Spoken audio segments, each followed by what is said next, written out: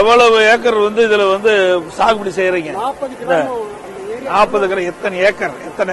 3 acre 4 acre வரைக்கும் நாங்க சாகுபடி. மொத்தமா மல்லிகைப்பூ சாகுபடி செய்கிற ஏக்கர் எவ்வளவு மொத்தமா?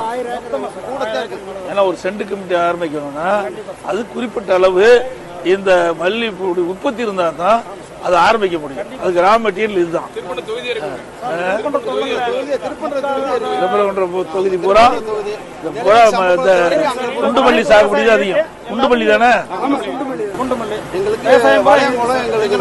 கம்பெனி கட்டி கொடுத்தா எங்களுக்கு கொஞ்சம் லாபம் கிடைக்கும். நஷ்டம் தான் வருது. இல்ல நாங்க உரம் வாங்கி மருந்து அடிச்சு எல்லாமே கஷ்டத்துல தான் வருது. அதனால ஒரு சென்ட் கம்பெனி வந்தா எங்களுக்கு நல்லா இருக்கும். அதே இடத்துல இந்த செடி வச்ச மல்லிகை செடி வச்சு எவ்வளவு நாள் அந்த பூ?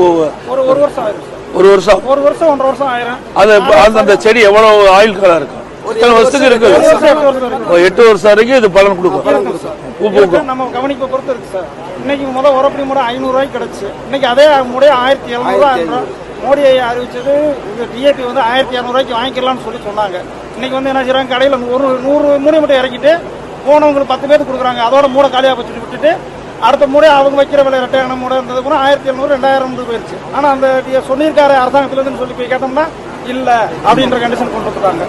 அறிவிச்சது 1200 ரூபா சொன்னாங்க. 1200 ரூபா மூடை போய் கேட்டோம்னா இல்ல, எந்த மூடை கேட்டாலும் 1500 ரூபாய்க்கு மேலதான் போயிருச்சு. ஒரு அதிக விலைக்கு வைக்கிறாங்க. மருந்து விலையும் குடிக்கிச்சு சார். எங்களுக்கு பிறகு காசும் குடிக்கிச்சு. ஏதோ நாங்க எங்களால வேற வழி இல்ல. இதுலயும் பூச்சி உழுகுது, நிறைய பூச்சிக்கொல்லி மருந்து அடிக்கணும். சரியான மருந்து எங்களுக்கு தள்ள.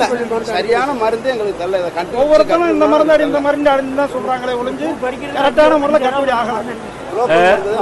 சரி, ஒரு கிலோ ஒரு படி பூ பொறிக்கிறது ஒரு கிலோ கணக்கால கூலி கொடுக்குறீங்களா?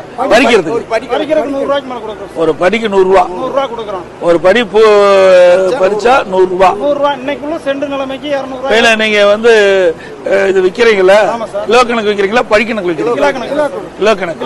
ஒரு கிலோ என்ன விலைக்கு போகுது? இன்னைக்கு நிலைமைக்கு 200 ரூபாய் 250 ரூபாய் போகுது.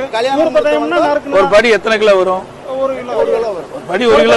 ஒரு படி 1/2 கிலோ, 2 படி 1 கிலோ தான் 1 கிலோ வரும்.